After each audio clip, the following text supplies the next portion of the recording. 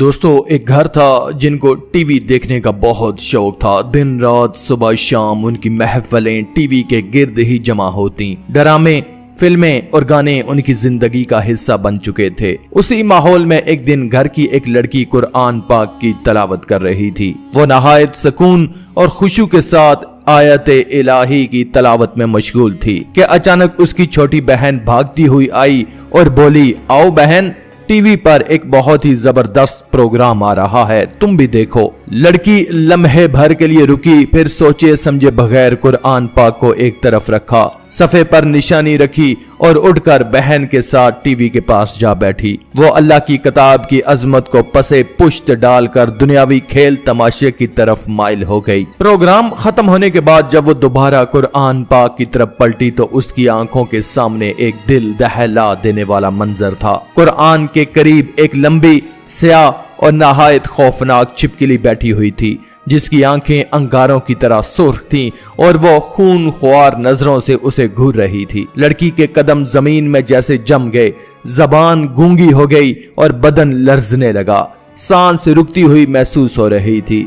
دل کی دھڑکن اتنی تیز ہو گئی کہ گویا سینہ پھاڑ کر باہر آ جائے۔ ابھی وہ کچھ سمجھ بھی نہ پائی تھی کہ اچانک وہ چھپکلی تیزی سے چھلانگ لگا کر اس کے ماتھے پر چمٹ گئی۔ لڑکی کے جسم میں ایک جھٹکا سا لگا، آنکھیں خوف سے پھٹ گئیں اور اس کے منہ سے ایک زوردار کان پھاڑ دینے والی چیخ نکلی۔ پورے گھر میں یہ چیخ گونجی اور سب کے دل دہل گئے۔ پورا گھر بھاگ کر کمرے میں آ گیا۔ سب نے دیکھا کہ ایک بڑی سیاہ چھپکلی لڑکی کے ماتھے سے لپٹی ہوئی ہے۔ سب کے اوسان خطا ہو گئے۔ گھر کے افراد آگے بڑھے، کسی نے کپڑا مارا، کسی نے ہاتھ سے جھٹکنے کی کوشش کی، لیکن وہ جیسے چپک ہی گئی تھی۔ جتنا زور لگاتے وہ اور زیادہ جمی جاتی۔ ادھر لڑکی مسلسل روتی، چیختی اور تڑپتی رہی۔ اس کے ہاتھ بار بار اپنے چہرے پر جاتے، مگر بے بسی کے سوا کچھ نہ تھا۔ آنکھوں سے آنسو بہ رہے تھے اور آوازیں اس قدر کربناک تھیں کہ سننے والوں کی ہڈیاں تک کپ کپا جائیں۔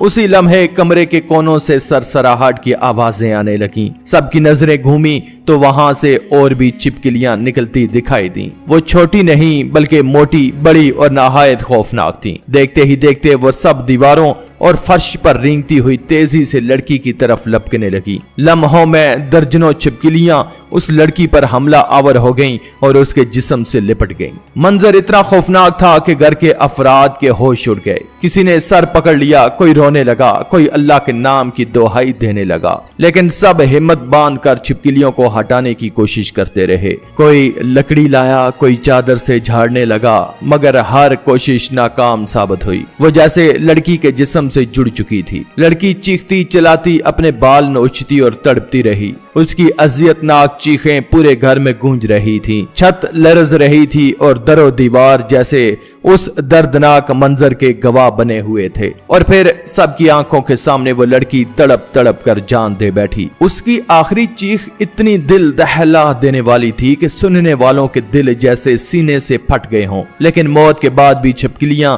اس کے جسم سے الگ نہ ہوئی۔ وہ بدستور اس کے ساتھ لپٹی رہی۔ گھر میں قہرام مچ گیا۔ کوئی زور زور سے رونے لگا، کوئی دیوار سے سر ٹکرانے لگا۔ مرد عورتیں سب کے سب بے بسی کے عالم میں ہاتھ ملتے رہ گئے۔ کفن دفن کا مرحلہ ناممکن دکھائی دے رہا تھا کیونکہ چھپکلیاں اس کے جسم کو جمی ہوئی تھیں۔ ایسے میں اہل محلہ بھی اکٹھے ہو گئے۔ ہر طرف شور تھا، لوگ کانپتے ہوئے ایک دوسرے کو دیکھ رہے تھے۔ کسی کی سمجھ میں نہ آتا تھا کہ کیا کیا جائے۔ آخرکار ایک بزرگ کو بلایا گیا۔ وہ آہستہ آہستہ لرزدے قدموں کے ساتھ اندر داخل ہوئے۔ جیسے ہی ان کی نگاہ لاش پر پڑی، ان کا دل کانپ گیا۔ وہ کچھ دیر ساکت کھڑے رہے، پھر رنج و افسوس سے سر جھکا کر گہری سانس لیتے ہوئے بولے، یہ سب کچھ قرآن کی بے حرمتی کا نتیجہ ہے۔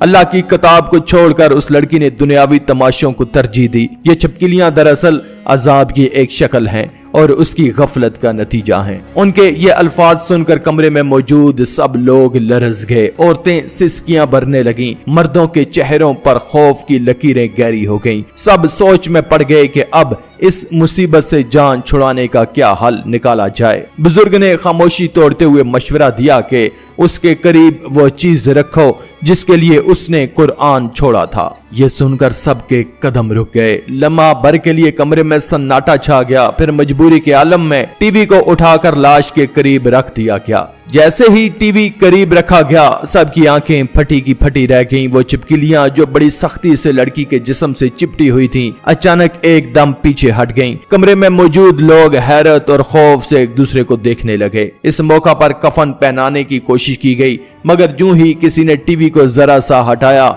छिपकलियां फिर से बिजली की सी तेजी के साथ लाश की तरफ लपकीं और दोबारा उसके जिस्म से लिपट गईं। ये देखकर सबके औसान खता हो गए। मजबूरन टीवी को वहीं करीब रखना पड़ा ताकि लाश को हाथ लगाना मुमकिन हो सके। जब मैयत को कब्रिस्तान ले जाया गया तो लोगों के लिए ये मंजर और भी अजियतनाक था।